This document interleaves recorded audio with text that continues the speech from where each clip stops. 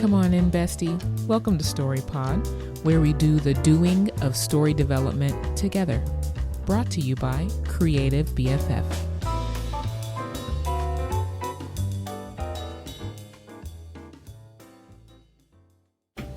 Hello. Thank you for joining me on the StoryPod podcast. My name is Ashley. You are bestie. And I just want to have a chat. I have more thoughts about AI in creative spaces in general. And I have a couple of different angles that I want to approach it from, which is, well, the two angles that matter to me, which is art and writing, because they're kind of both happening a little bit right now. So thank you so much for joining me before I get started and just kind of chat and give my thoughts. They're not like super connected and organized, but I just started thinking about this as I was moving through my day. But before I start talking about that, if you have any questions, any story questions that you would like me to answer, please feel free to email me at ash@creativebff.com. Or you can go to my website, creativebff.com, and you can go to the contact section and shoot me a little message. I would love to hear from you. Or you can put comments, wherever you're listening to this, and hopefully I will see them. I'm new to this game, so, give me a little grace. So, talking about AI, part 2. It has been several months since my first AI discussion. And when I recorded that first, podcast about AI, I had literally only been playing with it, using it, having it in my creative space for maybe like a week or two, maybe. Or it might have been, I might have recorded the podcast a little bit after I had been using it for a moment, but I do feel like, if I remember correctly, it was like a week or two maybe. And I was really dealing with some conflicted feelings about it. Now, at this point, several months later, I have been using it more regularly for anything from just in my job, just to kind of do quick little things so that I don't have to do it, that are writing based, asking it questions, in general. And then also using it to create the artwork for these podcasts, which is one of the angles that I want to talk about. And then most prominently, at least in the creative space, as a tool for this kind of large scale project that I'm working on with one of my friends / creative partners. And just to kind of refresh, I mentioned it in that podcast, but a friend of mine re-engaged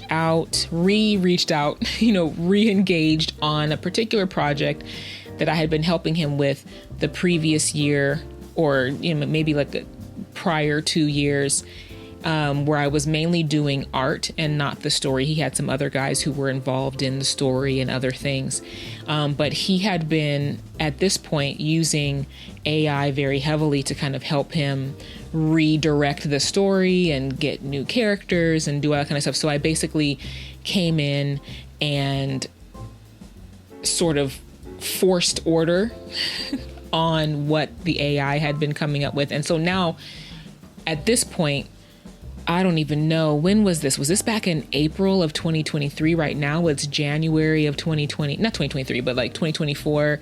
And right now it's January of 2025. So, somewhere in the first 2 quarters, I started working with him again. And so it's been months that we've been working on this. And, we have a couple of chapters written with artwork, and we're working on the 3rd one before we branch off into different character story arcs. And in that time, this world has really grown, and I've put a lot of myself into it, probably more than what I was expecting to do.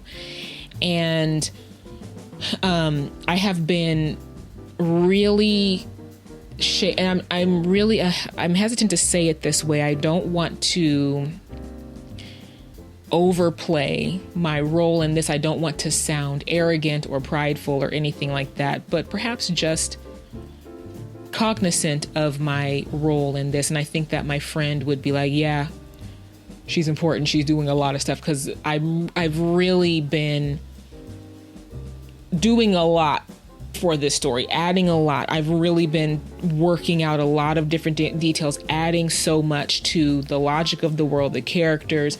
Obviously, I'm plotting the stories and things like that. And I have, we've been talking about, we've really expanded this story. I've really expanded this story, and obviously not just because I'm partnering with my friend, and this is his story idea. So even though he sees me as very much a creator, very much an equal partner on this, I still, sorry if you hear anything happening outside. I have my windows open because I need this natural light, girl, and I need I need to feel the trees outside, okay?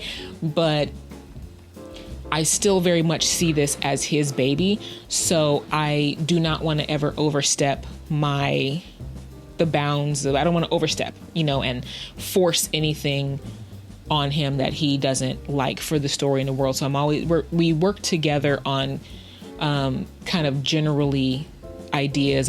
We will have meetings, and I'll be like, okay, what do you think about this? And I'll just be spitballing and throwing a bunch of ideas and things like that. And just coming up with a lot. And the world and the universe that we've been creating has expanded to an almost overwhelming, for myself, overwhelming degree. And it's still expanding, okay? And that's exciting, because I would love in the future, hopefully we'll be able to get some funding. Hopefully we'll be able to make it like an animated thing, or, even just like an actual comic drawn out, like a sequential graphic novel art type of thing. I hope that we would be able to involve other writers at some point to kind of do little offshoot stories within the world, because the things that I and we have been coming up with are like, this could be its own little book series, this could be its own little comic, this could be its own little movie type of thing. And it's very exciting and it's fun. And this is what I love about story development and storytelling, is seeing this world develop and seeing the characters develop and seeing all the little pieces that weren't connected somehow connect. That's like, I just love that so much. And so now we're getting to the point, we're on the third chapter, which in the way that we're organizing the story is the final chapter of introducing the world, the characters, and the story arcs that we're going to now follow. The way we're kind of thinking about it is like, a Marvel or a DC, where they have characters that have their own storylines within the same world, and at times they come together, Avengers and all this kind of stuff, but each of the Avengers kind of has their own stories that they have running. So it's kind of like that type of thing within this world. But now we're getting to the point where, okay, now we're going to start re-engaging with ChatGPT to start writing the third chapter. And I feel a little bit some kind of way, I'm going to be honest, about putting my great ideas, because I do not use GPT to generate ideas. That's the fun part for me. That's the most fun part for me. I don't use it to generate ideas. And previously, in between the first podcast about how I felt about AI and this podcast, somewhere in there, I had started to be like, okay, I'm okay with using ChatGPT to do this. And here's how I had rationalized it to myself. Because even though I am an equal partner with my friend on this story, because of the amount of work that I'm putting in and how much of myself and my ideas are being put into this story, I still also, on the other hand, kind of see him as a client of Creative BFF. And I am technically doing a service for him. I'm doing a more in-depth version of one of the services that I offer, which is basically like seed. It's like a combination of two services that I'm doing. It's seed to forest, which is basically the idea of taking, like, for example, if you came to me and you had just a small inspiration and I've done this with another client of mine, or just like, I have a character that I want to do this, but I have nothing else for this world. So we're taking that and we're making a story around that seed. So seed to forest. And then also story expansion, which is taking a story that you have and then identifying things that you've already set up that can logically help us to expand. If you, for example, wanted to take a novel or a short story that you have and expand it into a trilogy or into, an animated series or into a video game, whatever, a multi-book graphic novel series or whatever the case may be, or just even taking what you've set up in your first novel or in your short comic or in your short story or your single episode and making a world around it that you can tell other stories in. And then also every other service that I offer is part of what I'm doing: character development, plotting, plot hole hunter, all the little things. You can go on my website and you can see all the different services that I offer as a story coach, but I'm doing all of them here, right? And also kind of writing it. But the writing portion is being, broad stroked by ChatGPT. And on the one hand, I feel some kind of way about it because I'm like, I don't want to give my good ideas to Chat. Obviously, I'm not giving the ideas to Chat, but putting these great ideas into the hands of an AI to kind of write some stuff out. And I will say this, the way that I use AI, the way that I use any program really is to bend it to my will. Is to bend it to my will, to make it do what I want it to do. So, and always, if possible, to make it not read as Chat GPT AI writing off the bat. Now, I'm going to say this. The first episode, the first chapter of it may read very much, AI writing. And part of it is because I was just kind of getting used to it. The other part of it is I wasn't as deeply connected to the development of this world as I am now. I, at that time, was more so looking like, okay, well, let me just take what he has, let me organize it, let me actually make it make sense in a story structure, and I'll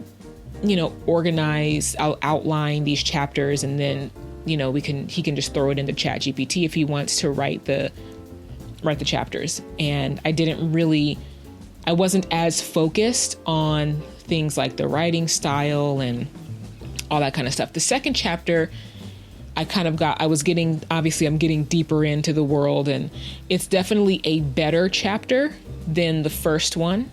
And I feel some kind of way about that. But listen, at the end of the day, he makes the executive decisions in my mind. And he was very happy with the first chapter. And he's very happy with the second chapter. He's even more excited about this third chapter and where we're going. Because now I'm fully 100% in, and I'm really giving ideas to this, right? I'm really involved in the creation of this world. So now that I have a better grasp on how I would use it, which is come in here, Chat, and just kind of brute force, just kind of fill out these chapters. And then what I do is we go, paragraph by paragraph, and we'll change words around, and I'll say, well, let's say it like this. Let's do this. And very often, if I get into a writing mode where I kind of write a little blurb, sometimes Chat will just copy and paste that in there and just like clean up the sentences a little bit and make sure the punctuation is good. You know what I'm saying? Which makes me feel good. I think I mentioned this in the first AI podcast episode. But the reason I've started feeling like this now, in addition to the fact that I'm very much involved in the development of this world, I have put a lot of ideas into it. And I would hate for anyone to think that an AI came up with these ideas because a human came up with it. And the AI is just kind of like the writing partner to kind of get the words on the paper in a format that then I can go in and twist words around and kind of wordsmith them a little bit.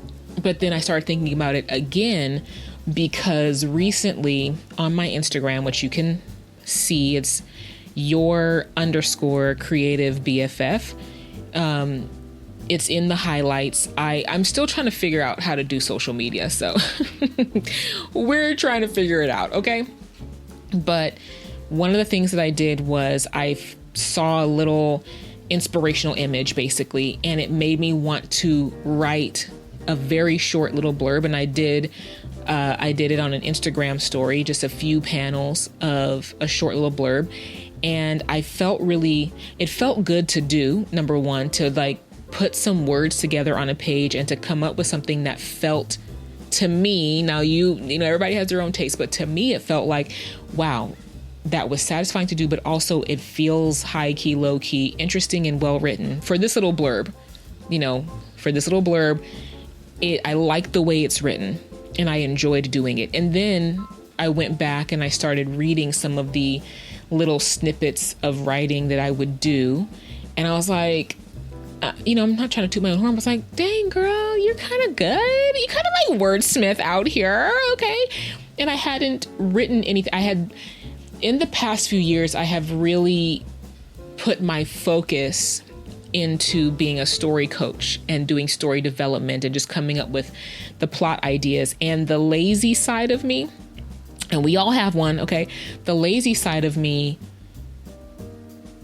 was happy to do that and to come alongside, because it's quicker and easier to come up with ideas and then hand it over to somebody else. Okay, now you can write those ideas.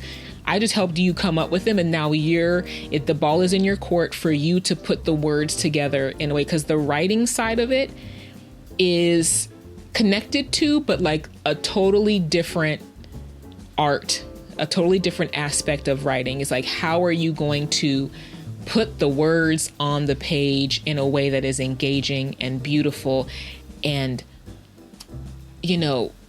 feels like looking at a beautiful painting.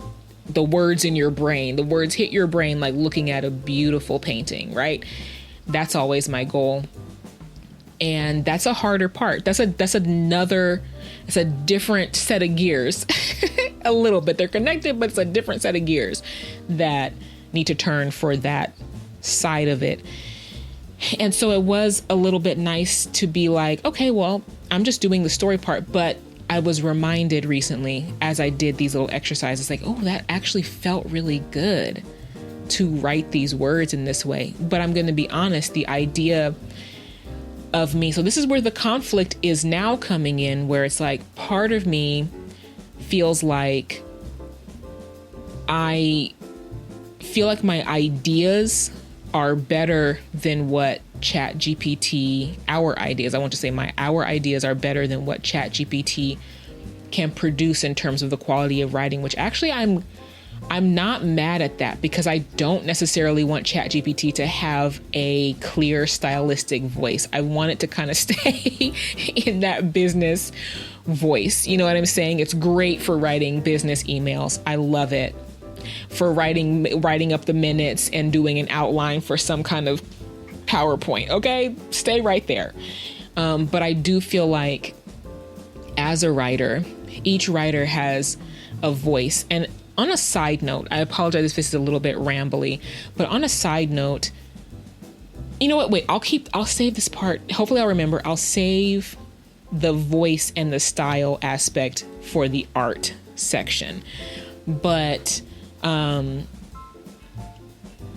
of right now, happily, I can say that ChatGPT cannot mimic for long passages my writing style, or I think anybody's writing style, really, because it takes your brain, you as a person, and what you filter it through creates the style of the writing, right? ChatGPT can put words and use, syntax and language in a way that is very book smart and can sound great for an essay, but that's not what we're trying to read when we're reading a book, right? When we're reading a comic. So you have to kind of really take it by the hand and take it moment by moment. So part of me is relieved that the weight is not on me to actually, now I need to sit down and wordsmith these chapters, because what I know is it would take a long time for me to now come in and write these chapters in a way that is beautiful and all this kind of stuff. Because I will admittedly say, in another podcast that I recorded, I mentioned how doing, if you look at my catalog of podcasts, there's a lot of answering story questions and coming up with, doing Storymatic, coming up with ideas from little seeds and all of that. That's a muscle that I have really trained a lot. And so it's something that I can do pretty quick now, like gesture drawing. You train at it and then eventually you're quick and you can get the general sketch down pretty fast. But I would say that actually writing words on a page that are beautiful is not a muscle that I have exercised as much. So that's why there's not as much muscle memory in doing that as there is in coming up with ideas. So it takes me longer, I feel, to write a page of words unless it's flowing. Like I've had obviously, don't we all as writers have moments where it just flows and it's like, yes, this is beautiful. Anyway, I was getting ready to mention something else, but I decided not to. But so that's why, on the one hand, I am happy that he wants to use ChatGPT and not have me just write it, because ChatGPT does make the process a lot quicker of getting words on a page that now I can just come in and edit and tweak, and make it sound better. So that's where that conflict is coming in terms of using it as a creative writing tool.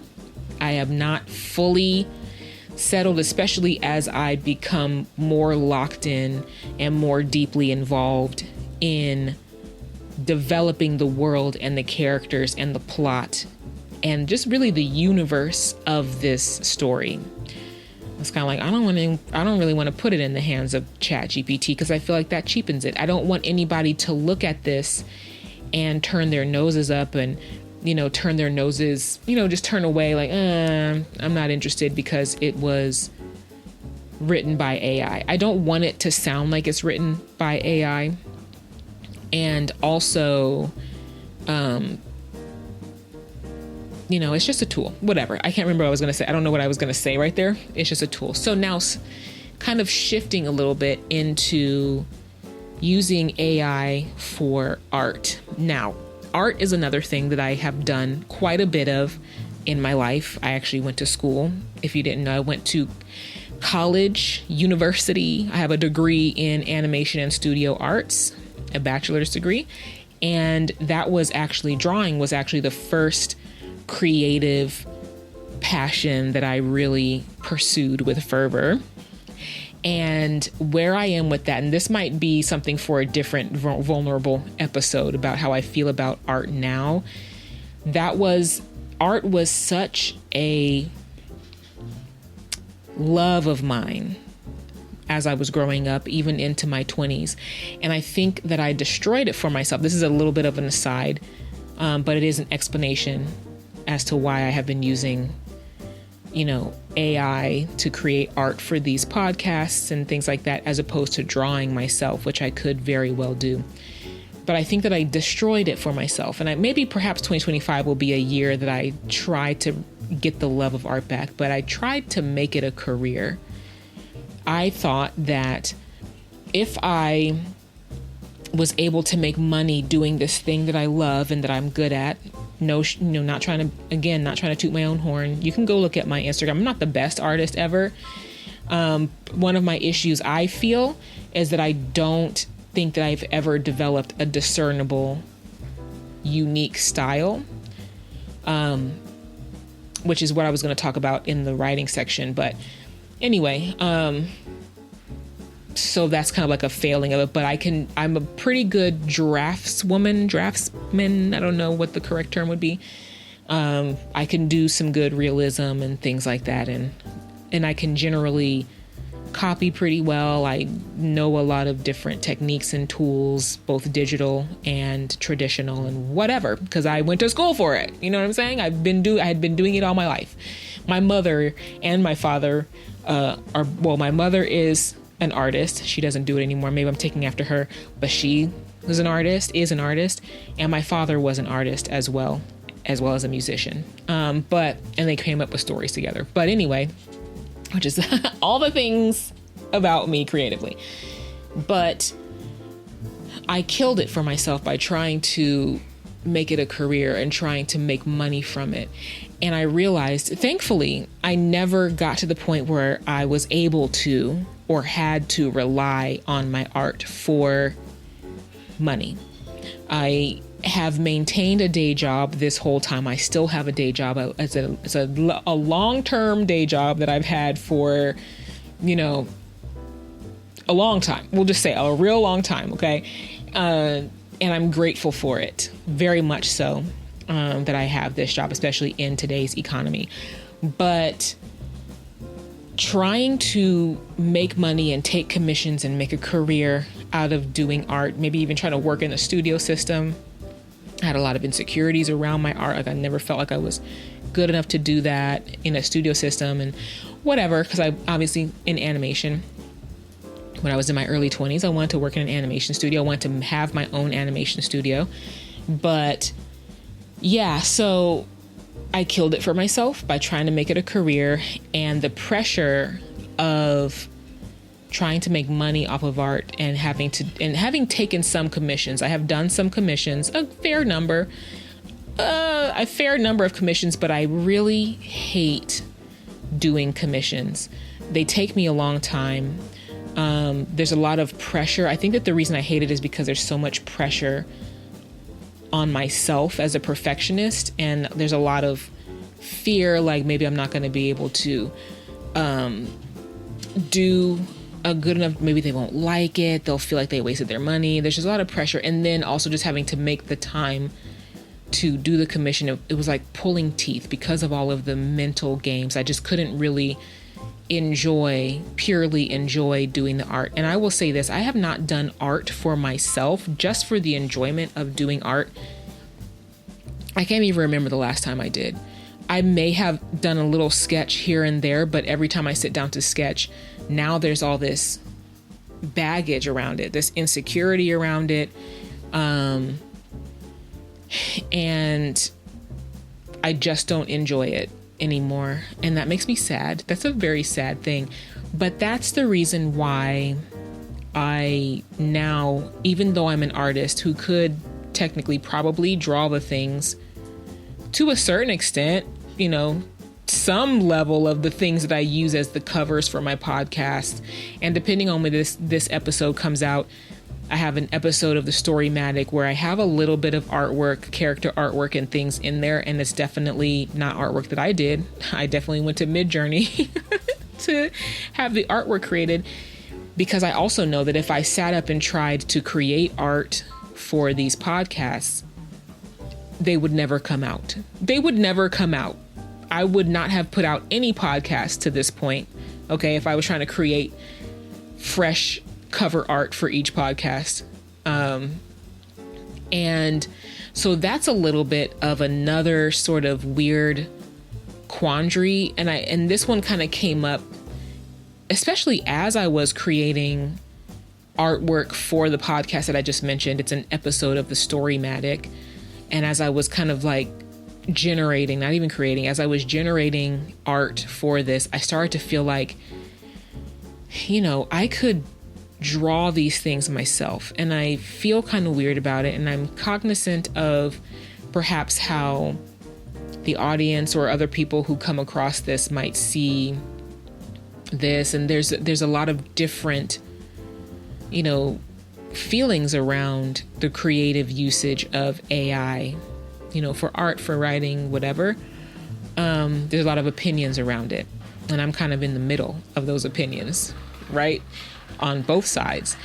So I was feeling weird about it. And that's what made me want to record this podcast. Is like, I don't have an answer for this either, as I'm just bringing up this question and kind of talking your ear off a little bit, kind of using you as my little diary right now. Thank you so much. I appreciate it.